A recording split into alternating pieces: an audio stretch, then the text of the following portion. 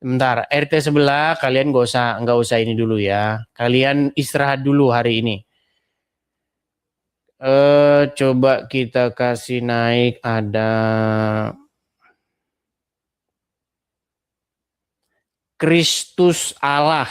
Nah, coba ada Kristus Allah. Ya, silakan Kristus Allah. Atau ya, statement saya yang mengatakan bahwa Yesus hamba Tuhan. Salam. Atau yang mana lah? Yang mana yang mau kalian bahas? Yuk, silakan Kristus Allah, nyalakan kamera dulu. Nah, bisa dengar nggak suara saya kalau jelas? Saya dengar Bang, silakan Abang nyalakan kamera dulu Bang. Oke, sebentar ya Bang, sebentar. Abang satu kubu ya dengan Bom dengan Rudi Iskariot.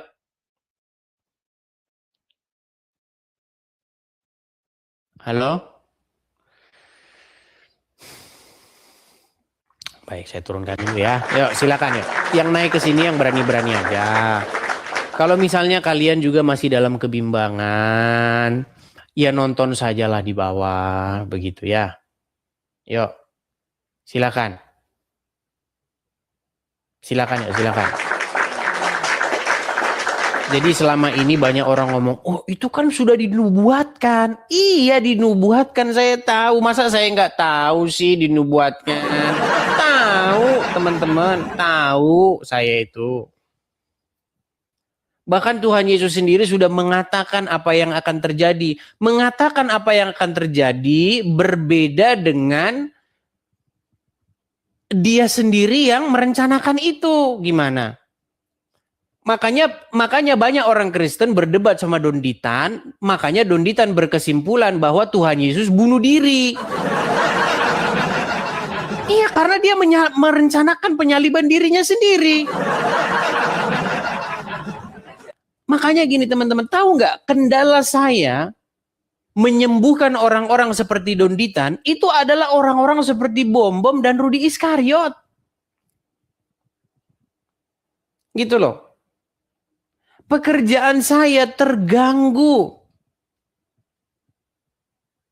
Padahal teman-teman, orang-orang seperti Donditan dan kawan-kawan ini sebenarnya sudah satu langkah lagi mereka menerima Tuhan Yesus. Satu langkah lagi.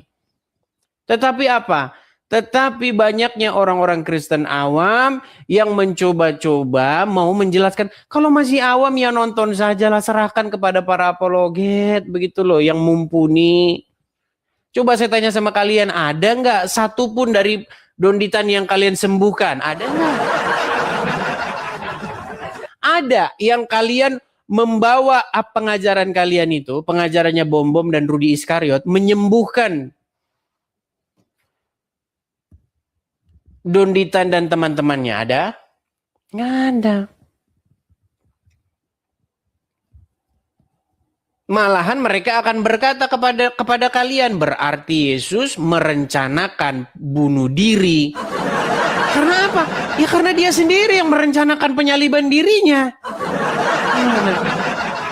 Mengetahui sama merencanakan tuh beda loh. Contoh nih. Saya memberitakan Injil ke tanah A. Di tanah A saya tahu itu. Bahwa di sana akan ada dedengkotnya pemimpinnya yang akan membunuh saya.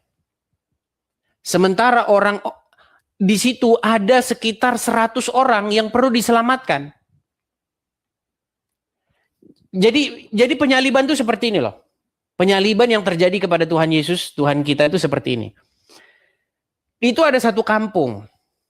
Di satu kampung itu ada 100 orang. Ada 90 orang di situ yang harus diselamatkan. 90 orang. Yang harus menerima pengajaran firman Tuhan dan diselamatkan. Tetapi ada 10 orang dedengkot, para bajingan begitu ya. Nanti saya ngomong gitu kena ban gak ya? Ada 10 orang di situ para pemimpin agama. Yang mereka itu tidak akan mendengar, malah mereka akan membunuh saya. Nah, saya tahu kalau saya ke situ, Resikonya saya bisa dibunuh sama yang 10 orang itu. Tetapi saya mengetahui bahwa sekalipun saya akan dibunuh oleh mereka, maka saya tetap akan dibangkitkan pada hari yang ketiga. Nah, pertanyaan saya, siapa yang merencanakan supaya saya dibunuh? Ya mereka, tetapi saya mengetahui itu. Nah, mengetahui sama merencanakan tidak sama, Bos. Tidak sama. Siapa yang berkeinginan bahwa saya dibunuh di situ? Ya mereka, bukan saya. Kalau keinginan saya, mereka yang 10 itu juga ikut bertobat. Begitu loh. Makanya saya sedih ini ya. Udah sering saya mengadakan diskusi seperti ini, tapi banyak juga orang-orang Kristen yang masih malas membaca Alkitab ya. Seperti itu. Yuk, silakan. Bukankah seperti itu yang terjadi kepada Tuhan Yesus? Karena begitu besar. Kalau saya bilang Allah, nanti disangka tetangga sebelah Allah. Karena begitu besar kasih daripada Bapa di surga ya akan dunia ini, sehingga ia mengaruniakan anaknya yang tunggal. Supaya apa? Dikaruniakan anaknya yang tunggal itu. Supaya setiap orang yang percaya kepada sang anak tersebut tidak binasa, melainkan beroleh hidup yang kekal. Berarti keinginan daripada Bapa di surga dan keinginan daripada Tuhan Yesus apa? Supaya orang-orang percaya. Dan kalau percaya, tidak binasa dan beroleh hidup yang kekal.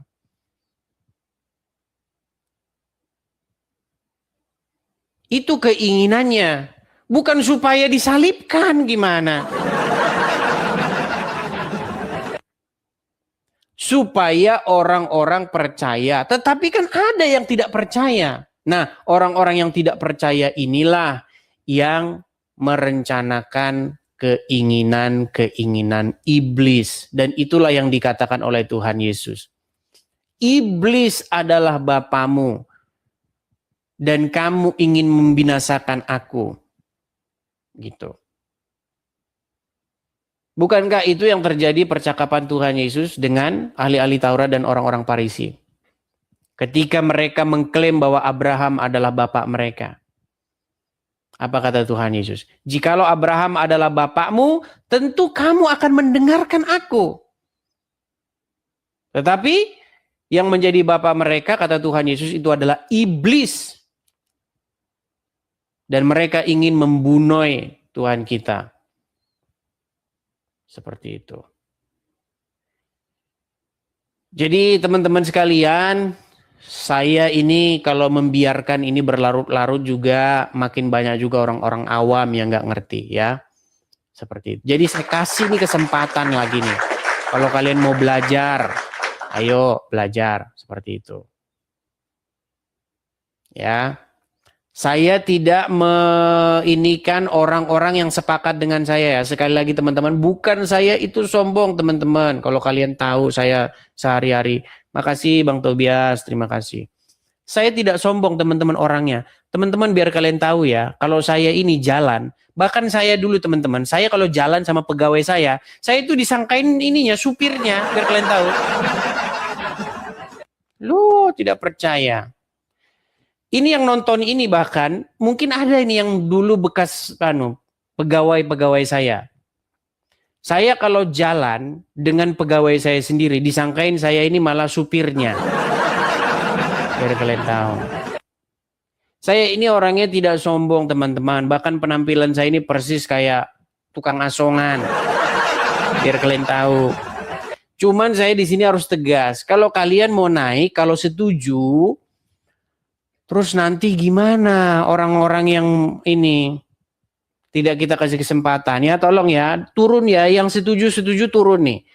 Ini ada 53 orang, tolong yang setuju dengan saya jangan naik ya. Kita kasih kesempatan nih kepada yang tidak setuju. Oke, ada Evangelis, mungkin ini evangelis ya. Andi, safe. Ya silakan. Silakan. Yang mana aja yang kalian anggap bahwa statement saya itu sesat? Halo? Ya, salam saudaraku. Shalom. Lai Bang, Edis. Bang Andi. Bang Andi, Anda setuju Bang sama saya atau tidak setuju Bang? Ada yang tidak setujunya. Yang mana itu Bang? Silakan Bang. Baik. Jadi pernyataan Lai Edis itu yang mengatakan Tritunggal dibuang ke tempat sampah. Stop, mantap. Ya, Ya, ini itu juga sangat salah satu isu yang diangkat Bang. Baik Bang, bagus Bang. Ya. Coba Bang, gimana Bang omongan saya itu Bang sebenarnya pada waktu itu? Saya tidak ngomong Tritunggal itu buang ke tong sampah, saya tidak ngomong gitu Bang. Coba, yang benar omongan saya itu gimana? Coba. Sebenarnya Lai Edis ini menyukai yang namanya Injil ataupun pengajaran yang simpel. Itu perkataan Lai Edis. Nah, karena perkataan itulah terucaplah Lai Edis mengatakan Tritunggal itu buang aja ke tong sampah karena ribet. Wah, fitnah begitu. yang nyata ini. Bang, inilah makanya saya Salah. bilang Bang. Sedikit Bang, ini yang saya sebut dengan strawman argumen. Apa itu strawman argumen Bang? Strawman argumen itu adalah sebuah argumentasi yang menghayal bahwa lawan bicara kita memiliki paham yang sedemikian tetapi sesungguhnya tidak. Bang, saya tidak pernah bilang atau saya tidak pernah mengatakan buang saja Tritunggal ke toko sampah Bang. Aduh. Coba Bang, ini makanya coba gini, sebenarnya pernyataan saya yang benar seperti apa? Coba. Iya, jadi saya memang menonton pada saat itu Lai Edis itu kan lagi memberitakan Injil yang sederhana. Bukan, pada waktu itu saya diskusi dengan siapa Bang?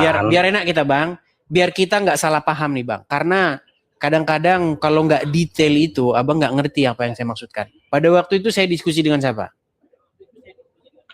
Kalau tidak salah itu sama Elia Miron itu kalau Oke, tidak perkataan salah. saya Ya. seperti Tapi apa? itu monolog sebelum ya. Itu monolog sebelum Elia Miron masuk. Buang aja Tritunggal ke tong sampah. Nah ini saya berharap begini. Dirahatlah. Bukan beda. Oke, coba lihat Bang. Bukan videonya, beda. Saya tidak mempidat itu saya. Oke, coba mana videonya? Kebetulan yang di apa ini YouTube sama TikTok ini saya berada di satu device. Jadi saya tidak bisa menampilkan. Bisa jadi ada di YouTube Bang Edi sendiri, Lai Edis kan ada Bang, di YouTube yang mungkin bisa dicek kembali. Ini saya kasih tahu Bang ya. Jadi bagan besarnya itu seperti ini Bang. Pada waktu itu saya itu sedang berdiskusi dengan Elia Miron perihal metode penginjilan. Nah, Bang, yang saya lakukan di media sosial ini, di TikTok ini Bang, saya itu bukan menginjili orang Kristen Bang. Kalau orang Kristen ngapain diinjilin Bang? Kan tinggal mereka aja pergi ke gereja dengar firman Tuhan. Yang perlu diinjilikan adalah para pihak sebelah, RT sebelah. Nah, ketika pengalaman saya nih Bang, saya kan nggak mungkin Bang pakai pengalaman orang. Kan saya yang menjalani hidup saya, betul nggak? Betul nggak Bang? Ya. Nah, karena saya punya pengalaman Bang menghadapi mereka ini tidak mau yang ruwet-ruwet Bang. Mereka apalagi kalau mendengar istilah-istilah seperti itu, apalagi istilahnya bom-bom pulpen 3 Bang. Bang, kalau saya pakai istilah pulpen 3 Bang, yang ada nggak ada satupun mereka Bang, malah saya diketawain Bang. Gitu loh. Jadi saya berusaha untuk menggunakan metode saya Bang dalam menjelaskan sesuatu kepada pihak RT sebelah begitu. Lalu datanglah Elia Miron. Elia Miron berkata begini, Bang Edis nggak bisa begitu, harus jelaskan. Tritunggal itu harus dijelaskan begini dan begitu. Lalu saya kasih contoh begini. Oke lah misalnya ada orang tetangga sebelah RT, kita pakai RT 6 ya, nanti di ban kita. Ada RT 6, dia sudah menerima Tuhan Yesus. Terus dia itu mengasihi Tuhan Yesus dengan segenap hati, dengan segenap akal budi, dengan segenap kekuatannya. Berusaha untuk menjalankan apa yang diperintahkan oleh Tuhan Yesus, mengasihi sesama. Terus dia nggak peduli tuh karena dia barusan jelasin Tritunggal tadi. Sebelum itu dia menjelasin Tritunggal dulu. Begini esensinya, terus duinaturnya, terus hipostasis unionnya itu bla bla bla. Terus saya bilang begini sama Elia Miron, misal nih, ada orang dari RT6 yang masuk Kristen, mengasihi Tuhan Yesus, menjalankan segala perintahnya. Tapi dia nggak peduli tuh dengan Tritunggal yang kamu jelaskan tadi tuh. Duinatur, hipostasis. Menurut dia, seandainya itu dibuang sama dia ke tong sampah. Itu yang saya bilang. Seandainya dia buang itu semua ke tong sampah, apakah dia menurutmu akan diselamatkan? Pada waktu itu Elia Miron tidak bisa menjawab. Dia hanya mengatakan itu wewenang Tuhan. Nah sekarang saya tanya balik sama abang nih bang. Mana menurut abang yang lebih penting? Menurut Anda yang lebih penting? Hidup mengikuti apa yang diajarkan oleh Tuhan Yesus, mengajarkan melakukan pengajaran-pengajaran tersebut, hidup di dalam kekudusan dan ketaatan akan firman Tuhan, atau memahami duinatur hipostasis union. Menurut abang yang lebih penting mana? Baik, jadi begini, saudaraku. Jadi itu lebih penting, dua-duanya itu penting. Karena apa? Di dalam Tritunggal itu ada Bapa, ada Anak, ada Roh Kudus. Yang itu harus kita jelaskan. Jadi ketika kita harus menjelaskan, nanti kan seseorang itu akan bertanya, kalau kita mengatakan Yesus, terus Bapa itu siapa? Roh Kudus itu siapa? Nah, ujung-ujungnya kan kita menjelaskan itu juga. Maksud saya begini, seandainya dia nggak paham, seandainya dia nggak paham, misalnya dia nggak paham,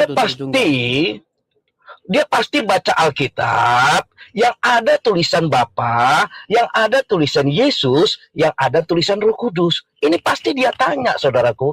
Nggak mungkin dia nggak tanya. Nah, maksud saya begini. Iya, kalau itu saya paham.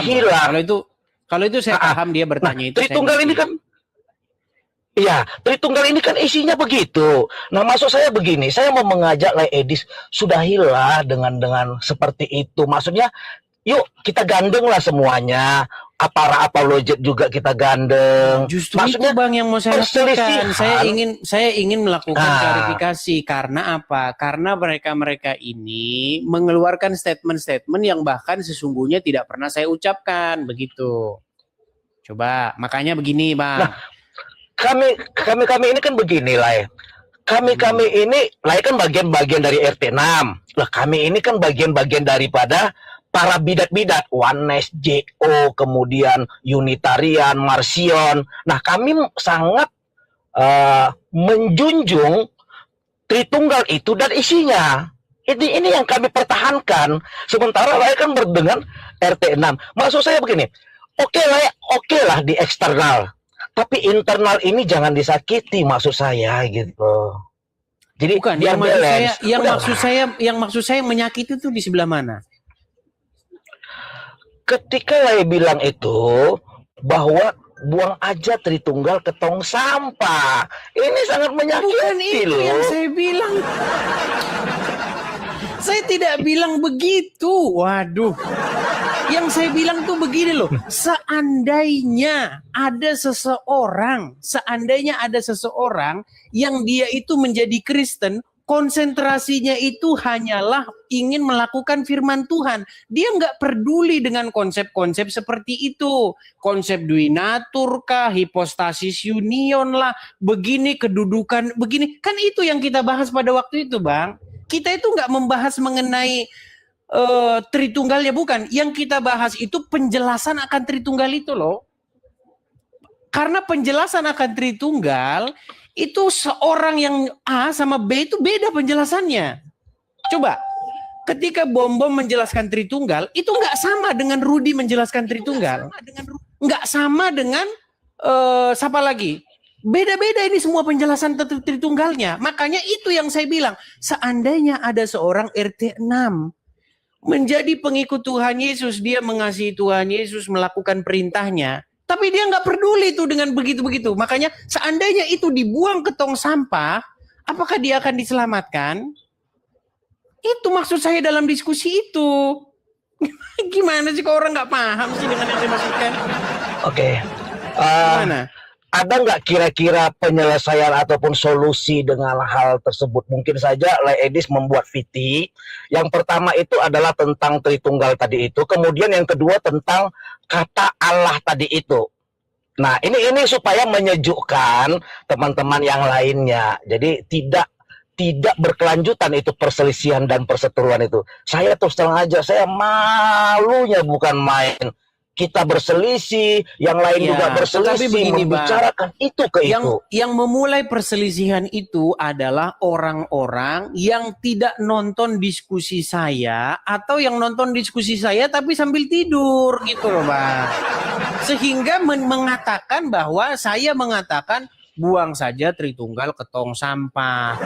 Yang saya maksud itu Bang, begini loh, begini.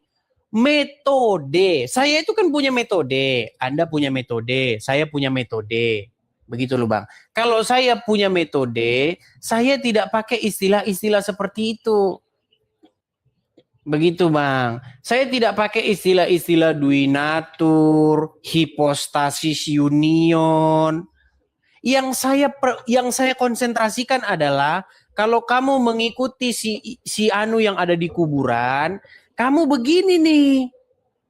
Nanti kamu jadi begini, nanti kamu jadi nyium-nyiumin itu batu bata. Begitu. Nah, tetapi kalau kamu menjadikan Yesus sebagai Tuhan dan juru selamat kamu, maka kamu akan begini. Nah, makanya konsentrasi saya itu adalah soal pengajaran, melakukan apa yang diajarkan. Contoh. Kalau mengikut Tuhan Yesus, maka harus mengasihi sesama manusia. Kalau mengikuti tetangga sebelah itu yang di kuburan, nanti kamu akan membenci orang lain, hanya mengasihi sesamamu. Fokus saya di situ, Bang. Makanya kalau Abang lihat saya diskusi, saya nggak pernah itu ngajarin hipostasis union, duinatur, itu nggak pernah saya ajarin. Kenapa tidak pernah saya ajarkan? Ngapain saya ngajarin yang begitu Bang? Kalau dia masih meyakini bahwa ajaran yang di kuburan itu menurut dia benar. Kan ada step-stepnya Bang. Oke. Begitu loh. Jadi maksud saya begini, carilah solusi hikmat yang baik supaya perselisihan ini, perseteruan ini tidak melebar. Ini soalnya sudah melebar antara Yuli juga dengan Lia Kristen, antara Sofiatul dengan ini, dengan Justin. Kenapa itu melebar? Tolonglah, biar begini Bang. Yang membuat gaduh itu siapa? Yang membuat gaduh itu adalah orang yang tidak mau menerima metode saya. Orang itu maunya kamu nggak boleh pakai metodemu, harus pakai metode saya. Bukan begitu Bang. Bang, orang menjelaskan Tritunggal, menjelaskan duinatur, menjelaskan hipostasis union. Silahkan kau pakai metodemu. Pertanyaannya, ada nggak yang berangkat dibaptis gara-gara kamu menjelaskan itu? Kalau ada, puji syukur, puji Tuhan kalau ada. Tapi pengalaman saya, Bang, kalau mereka dijelasin begitu, Bang, yang ada mereka lari, dengar Tritunggal aja mereka lari. Dengar kata Tritunggal saja, mereka itu sudah lari. Makanya saya tidak mau menggunakan istilah-istilah itu. Begitu loh. Maksud Bang, saya di dalam begini, Alkitab Leko, nggak ada Bang supaya Tritunggal loh. Bang, di dalam Alkitab nggak ada. iya, Tidak tetapi ada istilah isinya Tritunggal. ada. Ya, tapi isinya ada ya. Saya paham isinya ada. Saya paham isinya ada, tapi istilah-istilah itu nggak ada. Berarti kan Iya, boleh kan saya maksudnya begini, tidak harus menggunakan istilah-istilah itu. Janganlah sampai kita menjadi batu sandungan di internal kita. Justru yang Itunya menjadi batu maksud saya. sandungan itu Sudah. ya orang-orang seperti kalian. Gini loh, Lai. Apa salahnya kita mengampuni? Begini loh, Saya itu hikmatnya sudah begini, gini loh. nggak ada salahnya. Saya itu sudah mengampuni. Saya itu bahkan sudah mengatakan, coba bagianmu, metodemu gunakanlah. Kalau menurutmu metodemu itu yang bagus, kalau menurutmu metodemu itu yang tepat, silakan kau praktekkan di lapangan. Saya pakai punya metode sendiri. Begitu. Makanya nih, saya upload VT itu seperti ini. Sebentar ya, saya kasih dulu sebentar Bang ya. Sabar. Saya punya VT itu seperti ini Bang. Bentar. Saya kasih ini ya. Sabar. Ini saya klik Edis TV. Kalau Abang mampir ke beranda saya, kadang-kadang juga orang nonton saya ini nggak nonton. Saya bagian dari fan club Edis TV. Bagian dari fan clubnya. Boleh lihat saya levelnya, iya level 16. Tenang aja, Laiku. Saya sering menonton Anda. Fans club yang mana, Bang? Yang orange. Jadi saya termasuk di mana? Yang fans clubnya di mana? Ya ini di orange. Jadi kalau ada Edis TV di sampingnya itu orange, iya di TikTok. Nah, saya itu mengikuti Anda. Cuma saya kadang-kadang ketika saya naik ke room yang selalu dibicarakan ini perselisihan antara Pak Bom dengan Bu Lia dengan Yuli. Nah, ini sangat jadi batu sandungan. Okay. Artinya ketika saya mau menginjili, saya nggak bisa lagi. Bagaimana mungkin yang ini dibilang ini, yang bilang ini maaf cakep ya pembohong apa segala macam gitu. Ya, jadi ada saling menyerang gitu. Makanya ini Bang saya luruskan Bang. Nih loh Bang. Makanya ini saya upload video itu intinya begini loh. Lihat nih. Kelihatan ya Bang ya? Kelihatan? Ini saya kasih judul ini. Ya. Ketika kau paksa aku harus sepertimu. Ini saya kasih judul begitu. Kenapa Bang? Karena saya itu Bang punya metode sendiri gitu loh. Dan kalian juga punya metode sendiri. Elia Miron tuh punya metodenya sendiri dalam menjelaskan kekristenan kepada kaum seberang. Saya juga punya metode sendiri. Dan saya tidak suka menggunakan istilah-istilah yang membuat ruwet. Apa istilah-istilah yang membuat ruwet? Contoh, hipostasis union. Orang dengar saja Bang udah bingung Bang. Hipostasis union. Terus duinatur. Terus apalagi istilah-istilahnya? Ontologis. Terus apalagi istilah-istilah? Bang itu istilah-istilah di sekolah Bang. Saya ini ketemunya saya ini nggak orang-orang sekolahan. Ketemunya bahkan orang-orang yang IQ-nya itu 78. Gimana Bang saya harus menggunakan istilah-istilah yang seperti itu? Ya, begini saudaraku Laedis, saya paham itu karena saya juga menggunakan bahasa-bahasa yang sederhana. Tetapi kata-kata yang sampai menyakitkan, yang artinya ya walaupun perkataan itu menurut Laedis itu adalah benar, tapi menurut yang lainnya itu adalah salah. Seperti yang pertama, buang aja Tritunggal ke tong sampah, itu yang pertama. Kemudian yang kedua, masih lagi dibilang begitu. Gini aja Bang, coba cari aja dulu videonya yang mana. Oke. Jadi begini, saran saya buatlah VT, misalnya VT, ya udahlah kita bergabung, kita kembalilah rukun, kita kembali damai. Kalau saya punya salah, mereka saya maaf, tidak mau saya minta maaf. Mereka akan berkata itu terus kepada saya. Bahkan akhirnya lari-lari ke rumah apologet. Jadi lari Bang. Ya sudah itu urusan mereka lah kalau nggak mau. Jadi yang saya tangkap itu begini Bang. Orang-orang ini itu adalah orang-orang yang mencari perhatian. Orang-orang seperti Bom-Bom, Rudi Iskariot adalah orang-orang yang kalau ada pernyataan-pernyataan saya yang kontroversial, mereka akan goreng itu untuk apa? Untuk biar rame dan ujung-ujungnya apa? Ujung-ujungnya gip. Makanya Bom, kalau memang gip maumu, ku beri kau gip. Makanya Bom-Bom, mana pernah Bom-Bom ngasih saya gip? Rudi Iskariot, nggak pernah. Tidak pernah seumur-umur mereka memberi saya gift. Tapi kalau bom dia saya kasih gift itu. Orang-orang yang ngomong-ngomongin saya di belakang itu saya kasih gift walaupun mereka nggak tahu. Dan saya tidak kasih tahu itu siapa-siapa yang saya kasih. Begitu. Oke lah ya Bang baik. ya. Jadi terakhir dari saya, coba pikirkanlah solusi yang terbaik lah Ku Edis, supaya internal kita tidak terpecah-pecah, tidak ada perselisihan dan perseteruan.